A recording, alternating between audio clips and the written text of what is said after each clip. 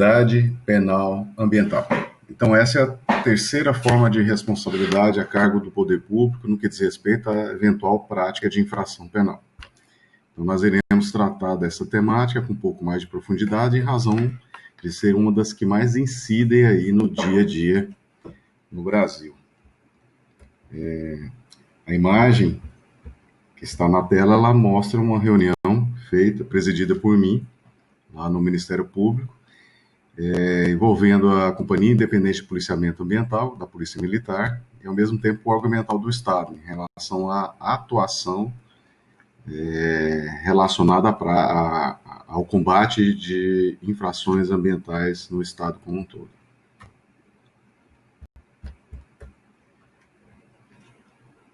Pois bem, a Lei 9.605, de 12 de fevereiro de 1998, também considerada como Lei da Vida, ela estabeleceu no ordenamento jurídico brasileiro, a partir da Constituição de 88, a disposição sobre as sanções penais e administrativas ambientais. Então, ela condensou situações relacionadas a essas duas formas de sanção estatal.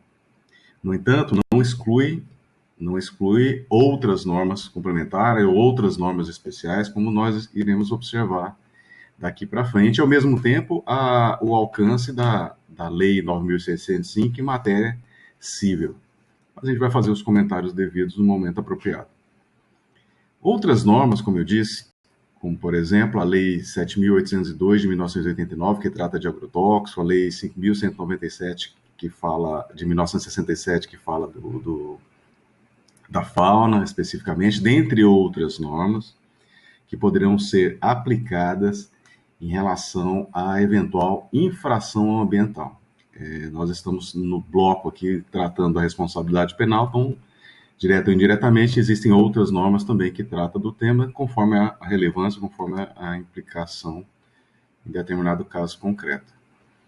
Pois bem, algumas características gerais aí da responsabilidade penal ambiental é que nós iremos estar tratando da nomenclatura, que seria conforme o caso, a nomenclatura mais apropriada, que é infração penal ambiental. A infração penal ambiental, segundo a doutrina mais balizada, ela se divide em duas formas de sanção em relação à prática de um ilícito que tenha conotação criminal.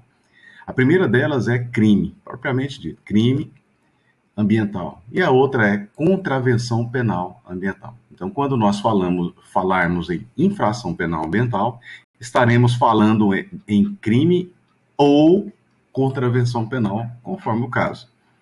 Então, existem situações que são apenadas como crime. Por exemplo, a Lei 9.605 de 98 só estabelece crime. Então, lá só tem crime.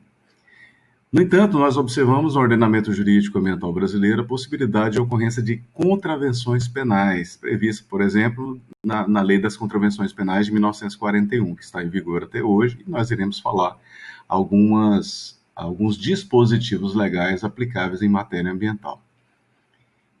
A diferença de um e de outro, exatamente é a pena, a forma da pena. Então, por exemplo, na contravenção penal, a contravenção penal é considerada como se fosse um crime mais simples, um crime anão.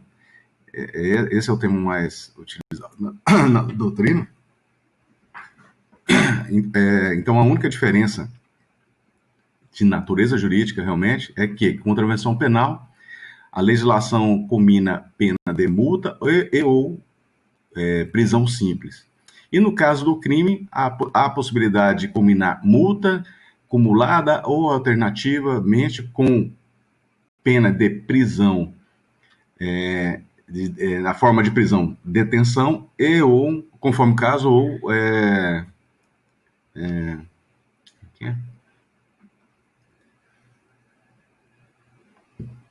reclusão. Então, no caso do crime, multa, detenção, reclusão. Então, privativa de liberdade ou pode ser detenção ou reclusão. E cumulada, alternativamente, com multa também. Então, essa é a única diferença principiológica. Isso deve ser observado aí na disciplina de direito penal, processo penal. em relação às implicações aí de um e de outro. Então, nós temos a lei de introdução ao direito penal, ela trata lá no artigo 1º dessa diferença. Pois bem, mas no que diz respeito à principal norma jurídica que trata da responsabilização penal ambiental, que inclusive auxilia na responsabilização pela prática de contravenção penal, nós temos a Lei 9.605. Então, é ela que será mais explorada. Pois bem, essa Lei 9.605, que trata das sanções administrativas e penais ambientais, elas, como eu disse, elas não tratam tão somente dessas duas formas de intervenção estatal, quando da prática de uma infração ambiental. E eu não falei infração penal ambiental. Então, infração ambiental, dentro da infração ambiental, pode ter infração civil ambiental, infração penal ambiental, infração administrativa ambiental. Então, a Lei 9.605, ela prevê mecanismos de reparação, de responsabilização civil também. Como, por exemplo, nós temos lá reparação dos danos, que é um mecanismo eminentemente civil. Está lá nos artigos 17, 20, 27 e 28 da Lei 9.605. Está lá a possibilidade de desconsideração da pessoa jurídica, está lá no artigo 4º, essa desconsideração da pessoa jurídica é exatamente a possibilidade legal que tem de buscar-se uma responsabilização mais ampliada civilmente, para atingir aí as pessoas dos responsáveis legais, dos proprietários, dos dirigentes, dos representantes legais da pessoa jurídica. Em situações, por exemplo, que ela foi constituída e perde-se o patrimônio, não há possibilidade de uma reparação econômica, e aí busca-se patrimônio aí dos seus instituidores. A desconsideração da pessoa jurídica seria, em síntese, essa perspectiva. E está lá dentro da lei dos crimes e infrações administrativas ambientais. Nós temos também a composição dos danos, que será tratado um pouco mais à frente, que é um mecanismo eminentemente cível, e a liquidação forçada também no artigo 24 da mesma lei. No que diz respeito à responsabilidade administrativa, nós tratamos um bloco exclusivamente sobre essa forma de sanção estatal.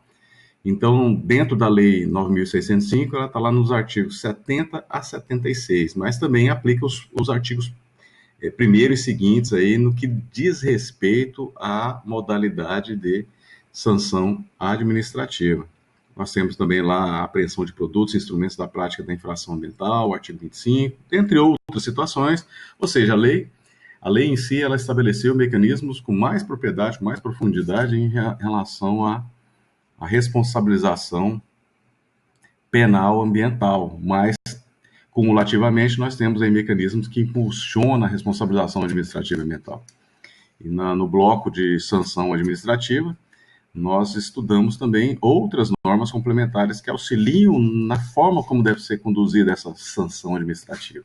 Como, por exemplo, o decreto que regulamenta a lei dos crimes ambientais, que é o decreto 6.514, de 2008. E esse decreto, ele trata especificamente da responsabilidade administrativa ambiental. Então, para se falar em responsabilidade administrativa ambiental sob o âmbito federal, nós deveremos levar em consideração regra geral, como principais normas, a Lei 9.605 de 98 e o Decreto 6.514 de 2008.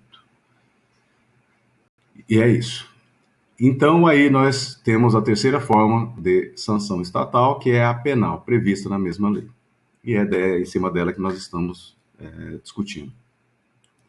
Aplica-se, no âmbito da responsabilidade penal ambiental, o princípio da mínima intervenção estatal. Isso significa exatamente o quê? Que busca-se a intervenção do direito penal como a máxima ratio, como a principal responsabilização estatal, a mínima intervenção realmente, ou seja, o poder público, o Estado como um todo, ele só exige a responsabilização penal em situações extremas, em situações que forem consideradas como pertinentes, adequadas, relevantes. Então, assim, quando nós observamos no ordenamento jurídico brasileiro como um todo a possibilidade de algo ser crime ou contravenção penal, é porque o legislador entendeu que era uma situação grave, ao ponto de estabelecer uma sanção penal. Ok? Então é isso. Então, só para situações graves. Então, não são todas as condutas praticadas no dia a dia que pode configurar infração penal ambiental. somente aquelas que estão descritas na norma penal incriminadora ou na norma contravencional incriminadora. Princípio da legalidade. Nós já fizemos uma abordagem a respeito desse princípio. No entanto, vou repetir aqui, a necessidade é exatamente o quê? Para que alguém seja responsabilizado penalmente, necessário se faz ter uma norma penal anterior àquela conduta. Então, assim, a partir do momento que, por exemplo, alguém pratica uma conduta e depois dessa conduta praticada, há algum tempo, vem uma lei falando que aquela conduta é crime ou mesmo contravenção penal, a pessoa não poderá ser responsabilizada. Além disso, esse é um dos aspectos do princípio da legalidade, que seria a anterioridade da lei penal. Mas um outro aspecto pertinente é exatamente o quê? Só há que se falar em responsabilidade penal ambiental a partir do momento que uma norma, uma legislação produzida pelo Poder Legislativo, efetivamente, ela sacramente ali, em norma federal, sacramente que aquele tipo de conduta é crime ou mesmo contravenção penal. Então, o princípio da legalidade é exatamente isso. Alguém só poderá ser punido a partir do momento que a norma descrever que aquela conduta é contrária ao ordenamento jurídico ambiental brasileiro. Legitimados na busca da responsabilidade ambiental. O principal legitimado é o Ministério Público. Por quê? Porque todas as infrações ambientais, e isso envolve penais ambientais, envolvendo crimes e contravenções penais, são considerados como de ação penal pública incondicionada. Qual a implicação disso? A implicação disso, no âmbito do processo penal, é visto com mais propriedade, mas aqui eu vou fazer uma síntese, que a ação penal pública incondicionada ou plena, ela significa exatamente que, a partir do momento que o órgão do Estado toma conhecimento, o órgão que tem a obrigação de tomar algum tipo de providência toma conhecimento, ele é obrigado a efetivamente adotar medidas de cunho sancionatório para apurar, para prender, para responsabilizar judicialmente, se for o caso. Então, na particularidade das infrações penais ambientais, todas elas exigem dos atores exatamente a atuação persecutória, a atuação na investigação e processamento, conforme o caso. No entanto, nós deveríamos observar que se houver necessidade de uma intervenção com um trâmite, vamos assim dizer, procedimental ou processual em juízo, nós observamos exatamente que quem exerce o papel em nome da coletividade, em nome da defesa do meio ambiente, lá no processo criminal, no procedimento criminal, conforme o caso, é o Ministério Público. Essa legitimidade na busca dessa responsabilização não exclui, por exemplo, outros entes federados e outras instituições de adotarem providências quando tomam conhecimento da infração, como, por exemplo, a Polícia Militar, a Polícia Civil, a Polícia Federal, a Polícia Rodoviária Federal, os órgãos ambientais. Só que, por exemplo, no âmbito da polícia, são órgãos de persecução criminal, efetivamente. O órgão ambiental adota mais, principalmente, a responsabilização administrativa. Mas mesmo adotando responsabilidade administrativa, tem por obrigação legal exatamente comunicar às autoridades competentes para a busca da responsabilidade penal que foge à alçada de sua intervenção. Então, esse alcance é um alcance extremamente importante para dizer que qualquer infração exige a intervenção do poder público competente para apurar e processar. Legitimados passivos, nós podemos observar exatamente o quê? Que, regra geral, nós temos a possibilidade da pessoa física, seja ela sozinha, em conjunto, e também, como nós falamos no artigo 225, parágrafo 3º, a possibilidade da responsabilidade da pessoa jurídica, essa responsabilidade penal. Então, nós observamos que, para a incidência dessa responsabilidade penal, não bastasse a previsão da Constituição, a Lei 9.605 estabeleceu como deve ser essa responsabilização. Então, ela inaugurou no ordenamento jurídico brasileiro exatamente as formas em que a pessoa jurídica poderia ser responsabilizada. À época da entrada em vigor da Lei 9.605, ela foi muito questionada, inclusive inúmeros posicionamentos do Superior Tribunal de Justiça foi no sentido contrário à percepção da responsabilidade penal da pessoa jurídica. E esse posicionamento ele prevaleceu por um determinado tempo e foi desconstituído exatamente por uma releitura da teoria do crime, uma releitura da teoria daqueles que poderiam efetivamente ser responsabilizados. Então, deve-se fazer uma ampliação do leque de quem pode ser responsabilizado em matéria de infração penal ambiental. E hoje, a pessoa jurídica, já não tem mais discussão, ela, ordinariamente, ela pode ser alvo aí de responsabilização em qualquer canto aí do Brasil. No entanto, para a sua responsabilização, são exigidos aí o preenchimento de alguns requisitos. Requisitos esses cumulativos. Eu vou fazer o comentário de cada um deles e a implicação de um com relação ao outro. Pois bem, então nós observamos aí da própria Lei 9.605 de 98, no seu artigo 3º, que estabelece exatamente o quê? Que a responsabilidade da pessoa jurídica ela pode surgir a partir do momento em que se constate no âmbito da investigação, do processamento, que existe uma decisão de representante legal ou órgão colegiado da pessoa jurídica. Então, primeiro ponto, alguém tem que decidir em nome da pessoa jurídica. E em razão dessa decisão, houve o cometimento por exemplo, um crime ambiental.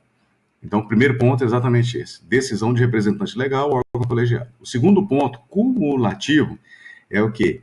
Que essa conduta, esses resultados, conforme o caso do crime ambiental, tenha sido no interesse ou benefício da entidade. Então, isso tem que estar claro, tem que estar demonstrado lá na investigação e no eventual processamento. E a terceira situação é exatamente que haja demonstração e junto à pessoa jurídica, se aponte a corresponsabilidade da pessoa física, exatamente pelo fato da pessoa jurídica ser um ente abstrato e ela não agir, não praticar uma conduta diretamente, ou seja, ela só o faz por meio de pessoas físicas. Então, essas pessoas físicas têm que ser corresponsáveis com a pessoa jurídica em qualquer responsabilidade penal ambiental. Então, o que nós observamos é exatamente a implicação é exatamente essa. A partir do momento que há uma imputação da prática de uma infração penal ambiental contra a pessoa jurídica, necessariamente tem que estar junto ali a pessoa física, que é quem praticou a ação aí em nome da própria pessoa jurídica e no benefício da pessoa jurídica. Então, esses três componentes são componentes que se somam, que se complementam. O primeiro e o segundo, que é a decisão de representante legal e a conduta ter sido no interesse ou benefício da entidade, elas estão expressas na norma. A terceira, que é a corresponsabilidade, é uma interpretação que se faz exatamente do contexto da Lei 9.605 e da própria Constituição, para exigir-se a responsabilidade da pessoa física. Além do que, o parágrafo único do artigo 3º desta lei menciona que a não isenta de responsabilidade ninguém, pessoa física ali, o cometimento da prática de infração penal. Ou seja, não se pode colocar a responsabilidade tão somente em nome da pessoa jurídica. Mas eu coloquei exceto. Então, existe uma situação, há várias situações que ocorrem a nível nacional, em que, por exemplo, a investigada é uma pessoa jurídica, um mega conglomerado, uma multinacional, uma empresa de grande porte, que na investigação em si fica difícil ou impossível, exatamente, por mais que se esforce, identificar claramente quem foi o causador em nome da pessoa jurídica.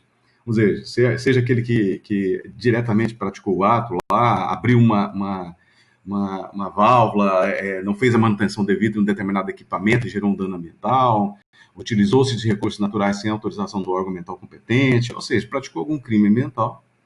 Então, aquele que praticou, às vezes, num conglomerado muito grande, fica extremamente complexo, difícil, razão pela qual, a partir de um julgado tendo como réu a Petrobras, em que foi imputado também responsabilidade pessoal do presidente da Petrobras e diretores superiores lá desta pessoa jurídica, o Supremo Tribunal Federal, em sede de habeas corpus, decidiu exatamente que, naquele caso concreto, o Ministério Público Federal não conseguiu demonstrar a responsabilidade do presidente e de diretores superiores da pessoa jurídica.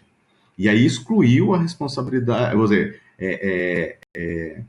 afastou a responsabilidade deles, retirou a responsabilidade dele, porque não houve imputação pessoal, levando em consideração aquilo que nós já comentamos sobre responsabilidade subjetiva, ou seja, que é a natureza aí da responsabilidade penal ambiental, que o órgão de acusação deve provar por A mais B que alguém praticou uma determinada infração penal. E naquele caso concreto, as pessoas físicas, em relação às pessoas físicas, não conseguiu o órgão de acusação comprovar efetivamente.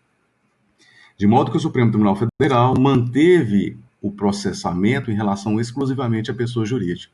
E aí a leitura que se faz, a partir de então, é exatamente que a pessoa jurídica, regra geral, a pessoa jurídica deve ser responsabilizada junto com a pessoa física. Exceção, quando resta na investigação impossível a identificação, o esclarecimento, a indicação precisa de quem foi o causador em relação à conduta que gerou os danos ambientais em nome da pessoa jurídica.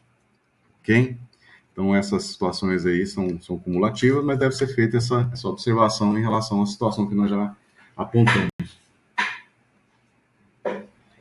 Sanção. Uma situação interessante em relação à pessoa jurídica, que não deixa de se indagar, é exatamente que, enquanto que para a pessoa física é o comum, é o que ocorria no Brasil até a Constituição de 88, em especial até a entrada em vigor aí da Lei 9.605 de 1998, era exatamente o quê? Em relação à pessoa física, ela pode ter o seu direito de liberdade cerceado, ela pode ser presa efetivamente. Então, prende-se a pessoa física, isso seria uma consequência da prática de uma determinada infração penal. No entanto, em relação à pessoa jurídica, como é que ficaria essa situação? Né? Como é que fica? Né? Como é que é? Prende a pessoa jurídica? Não tem como prender a pessoa jurídica. É um ente abstrato. Muito embora ela tenha uma sede, você não vai, né, colocar uma grade em cima da sede da pessoa jurídica. Tem empresas que são até virtuais. Então, como é que resolve uma situação como essa? O ordenamento jurídico ambiental brasileiro, por meio da Lei 9.605, estabeleceu as formas de sanção aplicáveis à pessoa jurídica. Então, nós observamos lá multa, que tem uma conotação pecuniária, efetivamente. Nós temos penas restritivas de direito, que pode ser, por exemplo, deixar de contratar com o poder público num determinado período, exercer determinada atividade por determinado período, né, como consequência da conduta criminosa, ou prestação de serviço à comunidade, mas não necessariamente é a pessoa jurídica que vai prestar serviço à comunidade. Na realidade, ela arca com os custos relacionados, por exemplo, a manutenção de uma praça, a recuperação de uma área degradada, praticada por outro, um passivo ambiental que não foi identificado infrator, e aí ela pode arcar como responsabilidade, como consequência da prática de sua infração penal. De modo que nós observamos exatamente uma conotação mais pecuniária, vamos assim dizer, em relação à sanção penal ambiental aplicável nas infrações penais perpetradas pela pessoa jurídica, em nome da pessoa jurídica, o interesse da pessoa jurídica, no seu benefício. Essas são as situações aí a serem identificadas. Então, não se fala em prisão da pessoa jurídica. Então, não existe essa possibilidade. É uma consequência interessante também dessa situação da sanção penal aplicável à pessoa jurídica é exatamente que o descumprimento dela gera responsabilidade civil, assim, pagamento de multa, que quem resolve isso não é o juízo criminal, sim o juízo civil, por meio de uma ação civil adequada. Pois bem, agora até hoje ainda existe uma discussão a respeito, e a pessoa jurídica, vamos dizer, se a pessoa jurídica ela é de direito público ou é de direito privado, nacional ou internacional, então nós observamos exatamente o quê? Em relação à pessoa jurídica de direito público, ela pode ser responsabilizada penalmente em matéria ambiental? Então, eu partilho o posicionamento que sim, levando-se em consideração os meus dois principais argumentos, é exatamente o artigo 225, parágrafo 3º da Constituição. Ela colocou lá a responsabilização da pessoa jurídica como gênero, ela não excetuou o ente estatal. Ela não excetuou a pessoa jurídica de direito público. Então, lá, quando o Constituinte colocou na redação original pessoa jurídica, ela englobou todas as formas de pessoa jurídica. Então, se a Constituição não excetuou, então por que uma interpretação da Constituição vai excetuar? O outro argumento complementar a esse, com a mesma linha de raciocínio, é exatamente a própria Lei 9.605 de 98, quando estabelece em todo momento que fala da pessoa jurídica, em nenhum há destaque, há ressalva em relação à pessoa jurídica de direito público. Então, o ente estatal poderá ser responsabilizado? Na minha linha de raciocínio, sim. No entanto, nós observamos situações de ordem concreta, de questionamentos julgados aí de N tribunais, no sentido contrário, outros exatamente nesse sentido, dizendo que o acusado, pessoa jurídica de direito público, ele não pode ser duplamente responsabilizado. Um dos principais argumentos seria exatamente esse.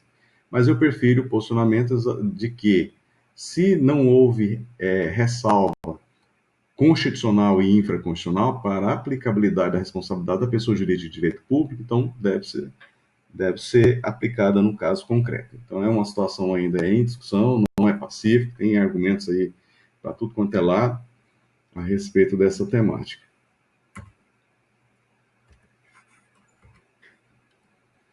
Essa imagem é de uma reportagem de uma atuação aí da Polícia Rodoviária Federal, aí poderia se analisar, é crime ou não é uma situação como essa?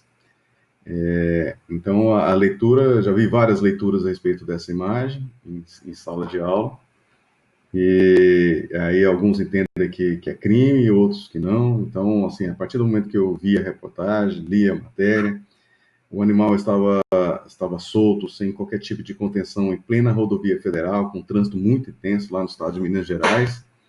E aí a autoridade policial rodoviária não viu outro meio que não abater o animal, levando em consideração a segurança de terceiros e de si próprio. Então, numa situação como essa, o ordenamento jurídico como um todo legitima um comportamento como esse? Sim. Então, nós temos possibilidade por meio de exclusão da antijuridicidade ou da ilicitude. Um comportamento desse pode ser considerado como legal, embora, se praticado em outras condições, seria crime ambiental. Então, numa situação como essa, seria crime? No meu modo de ver, e tendo visto a reportagem, lido a reportagem como um todo, não. Entendo que não é crime. Pois bem, uma discussão que hoje já não existe mais, mas é importante em termos acadêmicos de mencionar, é sobre a competência jurisdicional. Quem será ou poderá ser o órgão do Poder Judiciário competente para eventual julgamento do infrator penal ambiental? Segundo a súmula 91 do Superior Tribunal de Justiça, que foi cancelada, é importante nós mencionarmos aqui, ela dizia o seguinte: compete à Justiça Federal processar e julgar os crimes praticados contra a fauna. É só isso que ela falava. A base desta súmula era o Código de Caça, que é a Lei 5.197 de 1967.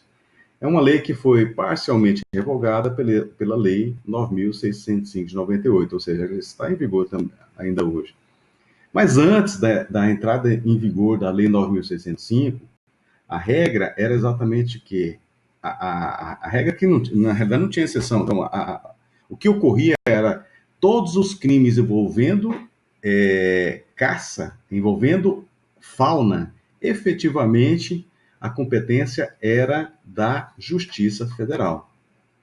Então, a Justiça Federal deveria ser, nela que deveria se tramitar aí todo o eventual processo e julgamento de algum infrator ambiental. Isso antes da Lei 9.605. A partir do momento que a Lei 9.605 ela entrou em vigor e começou a tramitar, mediante N julgados aí, provocação, o Superior Tribunal de Justiça cancelou essa súmula para estabelecer exatamente um posicionamento diverso, que é exatamente o que, entre aspas, é um caso concreto, mas pode se aplicar em relação a qualquer outra matéria. Os crimes ambientais devem ser julgados, em regra, pela Justiça Estadual. Aí o exemplo. Auto de apreensão lavrado por agentes do IBAMA, sendo autuados o paciente e sua empresa pelo transporte de madeira sem a devida autorização da autarquia federal. Resulta presente a possível ofensa a interesse da mesma entidade pública, o que atrai a competência da Justiça Federal para o processamento. Então, o que nós observamos hoje é exatamente o que? A regra é que o órgão do Poder Judiciário competente para eventual processamento é a Justiça Estadual. Totalmente diferente do que ocorria antes. No ano de 2007, eu era delegado de polícia concursado no estado de Goiás e chegou para mim uma ocorrência envolvendo a prática de crime contra a fauna, porque na época não existia, não havia lei dos crimes ambientais. E aí, me deparando com aquela situação, vários animais abatidos, congelados dentro de uma residência, e entendendo realmente que a competência seria da Justiça Federal, só que no local em que eu atuava não existia delegacia da Polícia Federal. De modo que, não havendo delegado de Polícia Federal para autuar em flagrante o acusado, que na época era todos os casos envolvendo a Lei 5.197 exigia ali a autuação em flagrante, eu lavrei o auto de prisão em flagrante naquele contexto lá, levando isso em consideração essa peculiaridade. No entanto, a partir do momento que todos os procedimentos foram adotados, foram feitas as comunicações devidas para que o órgão do Poder Judiciário local lá, que era a região de Planaltina de Goiás, próximo ali a Brasília, fizesse os encaminhamentos lá para a Justiça Federal e a Polícia Federal, conforme o caso, para dar continuidade à investigação, se for o entendimento. A questão era exatamente essa. Então, a ausência de Polícia Federal não foi obstáculo legal para que a autoridade policial, civil, delegado de polícia, adotasse medidas tendente a responsabilizar quem praticou aí a infração ambiental naquele momento. Não com base na Lei 9.605, e sim com base na Lei 5.197. Pois bem, então a competência para o trâmite da responsabilização penal ambiental exatamente prevalece a Justiça Estadual, salvo quando tiver algum interesse da União, quando for crime relacionado a que exija constitucionalmente a intervenção aí da Justiça Federal, como exceção. Valoração. Como nós falamos na responsabilidade civil e ambiental, no âmbito penal é exigido, eu já falei alguns artigos que têm a conotação civil, que têm um respaldo civil, e é exigido na responsabilização penal ambiental a reparação civil dos danos causados, é exigido também, como mecanismo de imposição da sanção, a valoração econômica daquele dano, sem prejuízo aí por exemplo, da reparação do meio ambiente degradado. Mas essa valoração econômica, um complicador, como nós já falamos da responsabilização civil, é exatamente como valorar, quais os critérios, quais os padrões, existem fórmulas. Então, legalmente não existe fórmula, padrão ou parâmetro. Alguns estados vêm trabalhando em alguns mecanismos técnicos, científicos, que propiciam melhores condições para que as autoridades tenham números para poder exigir aí uma responsabilização do infrator. Mas é algo assim ainda em construção, e no âmbito do estado de Roraima não existe ainda essa valoração. O que pode ser feito é exatamente o que? Em eventual condenação, o juiz estabelecer a necessidade de reparar os danos causados. No entanto, essa necessidade ela vai ser transferida para um juízo civil. E aí, o órgão legitimado, em especial o Ministério Público, pode exatamente o quê? Entrar com ação de execução junto ao juízo civil para liquidação do valor. Ou seja, vai ser feito um outro processo, só que um processo civil, para buscar aí, avaliar quanto que foi o dano ambiental e o que deve ser feito. Então, é um processamento que é complexo ainda nos dias de hoje, e aí precisa muito auxílio de outras áreas do conhecimento científico para dirimir essa questão. Nós observamos também da Lei dos Crimes Ambientais situações que são consideradas como atenuantes e agravantes. As atenuantes, o nome já diz, atenuam eventual pena, e as agravantes agravam de acordo com determinadas circunstâncias, de acordo com um determinado tipo de comportamento. Então, nós observamos nos artigos 14 e 15 da Lei 9.605 de 98, algumas sanções que sujeitam aí algumas circunstâncias que beneficiam os acusados, por exemplo, no caso daquele que for demonstrado que ele tem um baixo grau de instrução ou escolaridade, que ele demonstrar um arrependimento, e esse arrependimento manifestado pela espontânea reparação do dano ou limitação significativa da degradação ambiental causada. Isso é um comportamento do próprio acusado. Comunicação prévia pelo agente do perigo iminente de degradação ambiental, ou seja, uma conduta antecipada aí do acusado. Colaboração com os agentes encarregados da vigilância e do controle ambiental, ou seja, a autoridade que vai buscar a responsabilização, ela tem que levar em consideração esses fatores exatamente para poder beneficiar o acusado. Em contrapartida, existem circunstâncias que majoram a pena ou agravam a pena em si. Então, por exemplo, o caso de reincidência nos crimes de natureza ambiental. Ter o agente cometido a infração para obter vantagem pecuniária.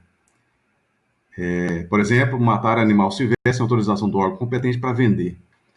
Coagindo outrem para execução material da infração. Afetando ou expondo a perigo de maneira grave à saúde pública ou meio ambiente. Concorrendo para danos à propriedade alheia. Atingindo áreas de unidade de conservação ou áreas sujeitas pelo poder público a regime especial de uso. E aí vai. Mas, assim, uma das que mais ocorrem é exatamente o quê? Aquelas que atingem áreas urbanas e também as ocorrências, em especial aí de pesca no período de defeso, aquelas que são praticadas em domingos ou feriados, exatamente pela fiscalização ser naturalmente menor, menos incidente, os crimes e infrações praticadas à noite e etc. Então, são inúmeras as situações. Existem mais situações que agravam a pena do que aquelas que atenuam a pena do infrator. Então, essas são as situações aí apontadas em rol exemplificativo. Pois bem, como eu já fiz uma abordagem inicial, a atuação do poder público em matéria ambiental é obrigada. Exatamente por quê? Porque as infrações penais ambientais são consideradas como de ação penal pública incondicionada ou plena. E aí, para o processamento dessa responsabilização, nós falamos em duas fases, dois momentos que serão tratados mais à frente, em outro bloco, que é o quê? A persecução penal, ou investigação penal, ou a busca da responsabilização penal do infrator, por meio de TC, ou termo circunstanciado, ou inquérito policial, conforme o caso, dependendo da gravidade da pena. E a segunda fase seria exatamente o processo em juízo, ali o trâmite judicial. Mas pode acontecer de existirem benefícios, que nós iremos tratar também, que impedem aí a instauração do processo, como, por exemplo, a transação penal e a composição dos danos. Interessante nós falarmos também, nesse bloco, exatamente sobre as excludentes, que são situações pelas quais o acusado, de algum modo, ele pode ser beneficiado em razão da sua conduta. Teoricamente, a sua conduta poderia gerar sanção penal. No entanto, por algumas circunstâncias, por algumas características, pela forma como foi praticada aquela conduta, não geraria responsabilização penal ambiental. Por isso que nós falamos em excludentes.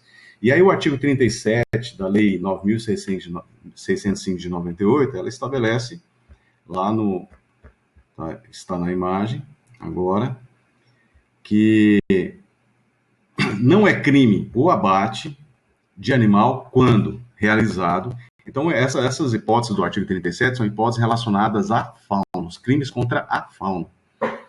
Então, quando o abate do animal é realizado em estado de necessidade para saciar a fome do agente ou de sua família, é uma situação que exclui a responsabilidade penal ambiental.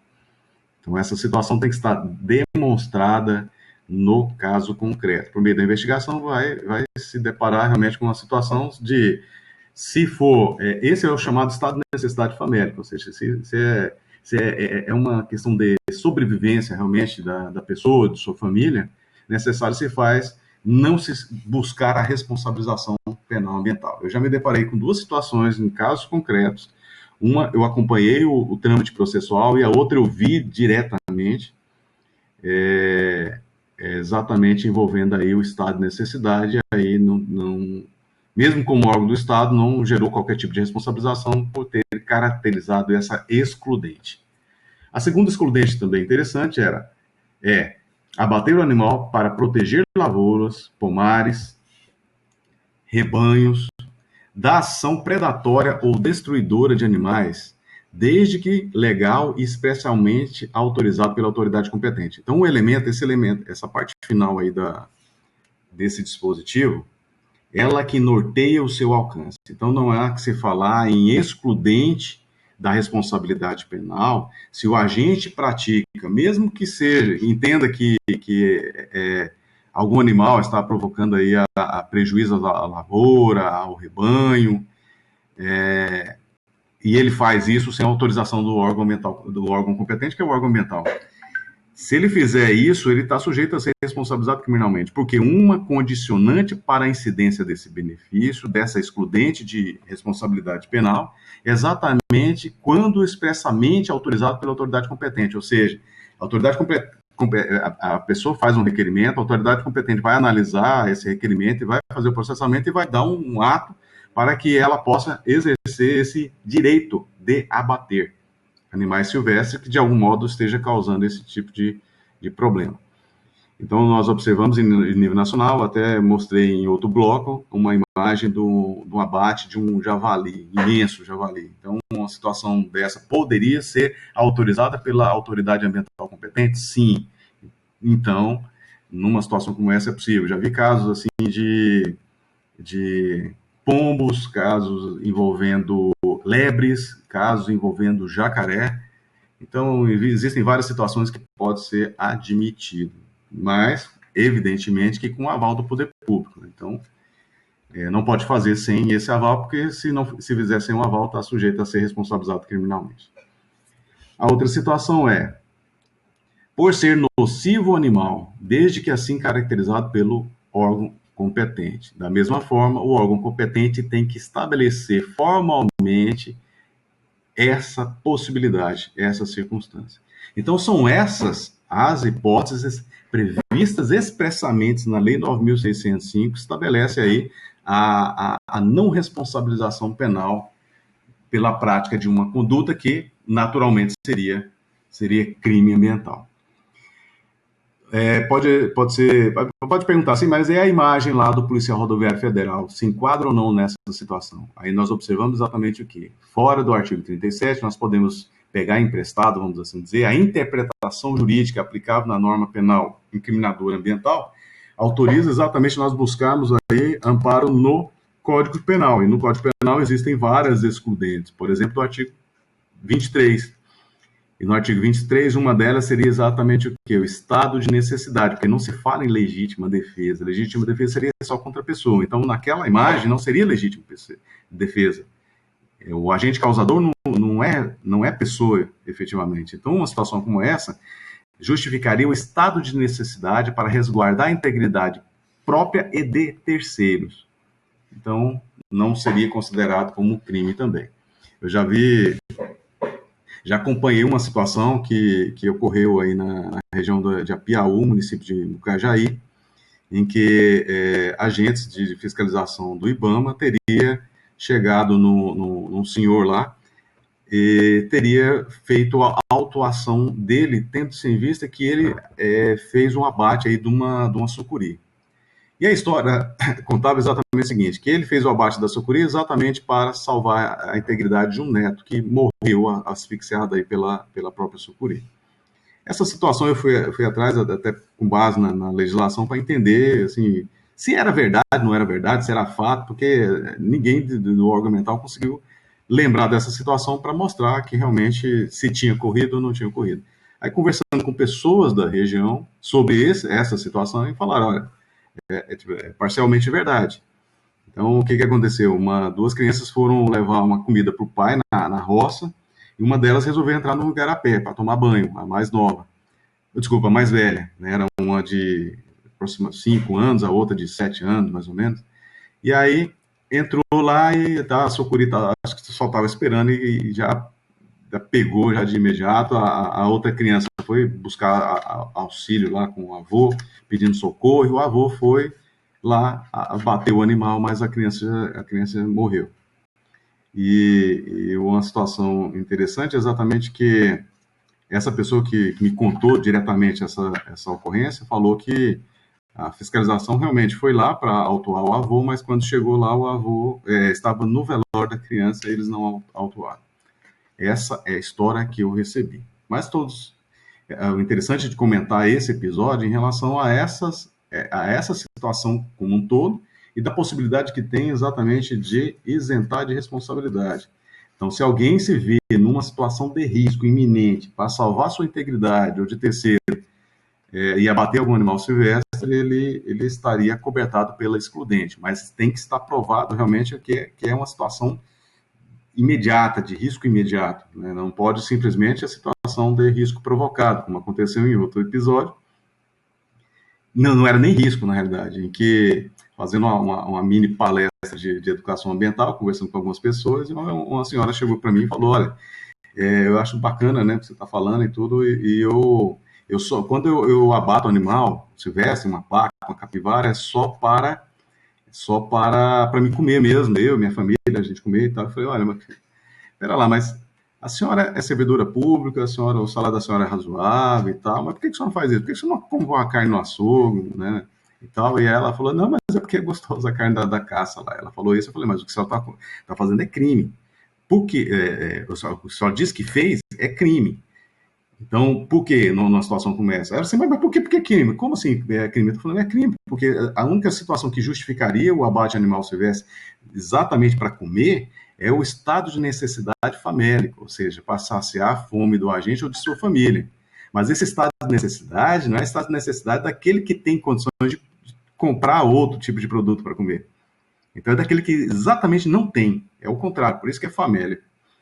Então, e aí ela ficou assim e tal. Eu falei, pois é, esse tipo de comportamento é crime. Literalmente crime. Não tem como afastar a responsabilidade. Já vi casos também de situação de pessoas que vão para o interior e se veem lá por algum motivo, vê um animal silvestre, vai, abate, está transportando esse animal silvestre no carro, e aí é apreendido aí pela polícia, qualquer que seja a polícia, ou mesmo o órgão ambiental, e aí vai justificar, não, vai para lá, mas eu não ia perder a carne, eu vou fazer uso dessa carne e tal. Eu falei assim, mas é crime. Por quê? Porque a pessoa tem condição financeira de arcar com outro tipo de alimento. Se todo mundo praticar esse tipo de conduta dessa natureza, nós observamos que os animais estão acabando literalmente. Então é uma situação aí que exige uma reflexão de todos para ver essa incidência. Pois bem, o outro artigo que fala de excludente de responsabilidade penal é o artigo 50A, o parágrafo primeiro dele.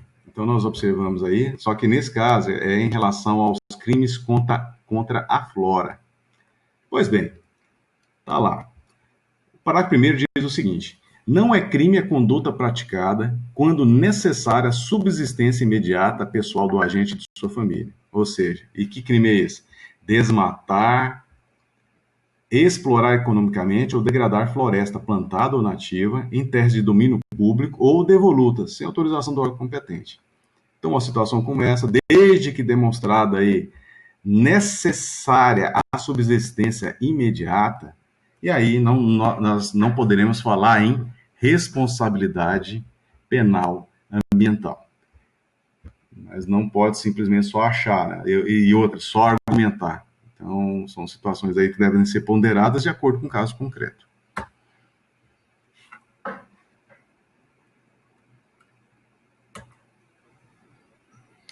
Pois bem, princípio da insignificância é outro ponto importante na temática, levando em consideração que existem situações que teoricamente podem ser consideradas como crime, mas na prática, jurisprudência, em especial do Supremo Tribunal Federal, já chancelou a possibilidade de não gerar responsabilidade penal ambiental. Ok? Então, porque exatamente entende que aquela conduta seria considerada como insignificante. No entanto, para considerar como crime, para considerar a incidência do princípio da insignificância, 4 elementos são exigíveis. Primeiro deles, mínima ofensividade da conduta do agente. Isso tem que ser provado na investigação ou no processo, conforme o caso. Então, tem que ser exatamente isso, mínimo. Quem vai analisar isso? O órgão do Poder Judiciário que vai aferir se é o caso ou não. Ou mesmo o órgão de acusação processual, que é o Ministério Público, analisando que é insignificante ao ponto realmente de não gerar uma responsabilidade. Nenhuma periculosidade social da ação. Esse é o segundo elemento cumulativo para a incidência do princípio da insignificância. Terceiro, reduzíssimo grau de reprobabilidade do comportamento. E quarto, inexpressividade da lesão jurídica provocada. Esse é um julgado que norteia outros julgados, então é repetitivo, evidentemente, esse ponto de vista. Então, nós deveremos lê-lo como jurisprudência, que deve ser entendido como julgados reiterados no mesmo sentido. E é lá do Supremo Tribunal Federal, é um julgado aí, que é o recurso em habeas corpus 122.464 da Bahia. Mas, assim, a linha de incidência do princípio da insignificância deve preencher esses 4 elementos. E como é que se afere isso? Exatamente no caso concreto, exatamente no processamento em si. Então, pode gerar, além das excludentes, afastar a responsabilidade penal do agente pela aplicação do princípio da insignificância. A outra situação que pode não gerar responsabilidade penal ambiental é exatamente o perdão judicial. E o perdão judicial, aqui nós observamos exatamente a possibilidade de perdão judicial exclusivamente em matéria de crimes contra a fauna. Então, nos crimes contra a fauna, existe essa previsão do artigo 29, parágrafo 2º, que eu vou destacar na tela.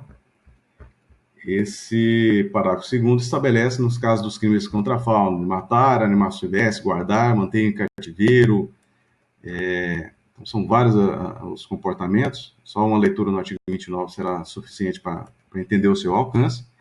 E aí, nesse caso do animal silvestre, no particular da guarda, olha lá, no caso da guarda doméstica de espécie silvestre não considerada ameaçada de extinção, pode o juiz, considerando as circunstâncias, deixar de aplicar a pena.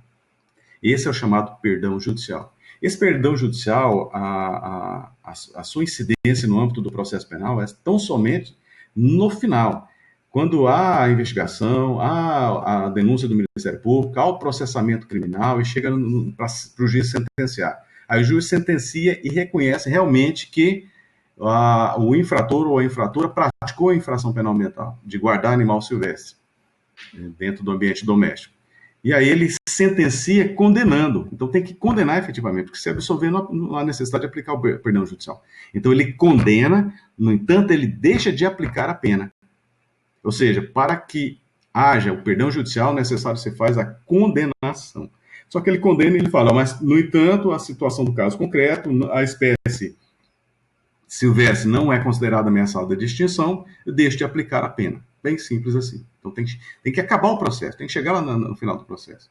Não são fáceis os casos, eu não cheguei a acompanhar ao longo de 20 anos atuando na área, nem uma hipótese de situação que incida o perdão judicial. Então, mas nós sabemos que existe mais uma possibilidade aí de não se falar em aplicação da responsabilidade estatal. Ok? Então, nós falamos das excludentes, nós falamos aí do perdão judicial, nós falamos do princípio da insignificância, que são situações pelas quais, de algum modo, não gera responsabilidade penal ambiental. E aí nós vamos finalizar esse bloco com essa imagem, um ato, uma declaração de um delegado/delegada de polícia, em que autoriza um pescador, então só fazendo um zoom na imagem pode entender melhor esse contexto. Então autoriza o pescador a exatamente o quê? Exercer o direito de pesca. Assim, então o delegado de polícia exatamente fez o quê? Autorizou o pescador a pescar no Rio Branco. Então, é um ato que é absolutamente ilegal, tendo-se em vista que não é missão da autoridade policial, muito menos delegado de polícia, exatamente o quê? De autorizar ou não alguém a pescar. Esse é um ato privativo do órgão ambiental, um ato privativo aí, no caso, conforme a estrutura governamental do setor competente que lida com pesca no âmbito federal, no âmbito estadual, no âmbito federal e estadual, né? Que pesca tem que ser realmente estadual ou federal. Ok? Essa é só uma abordagem, eu apaguei a imagem de quem subscreveu. Do lado direito tem um dano ambiental, evidentemente, que não teve causador, virou passivo ambiental na região aí do Bom Intento. Uma região muito bonita, mas que sofreu aí um crime ambiental. E aí a gente conclui esse bloco para passar para o outro, dando continuidade ao tópico de responsabilidade penal ambiental. E é isso.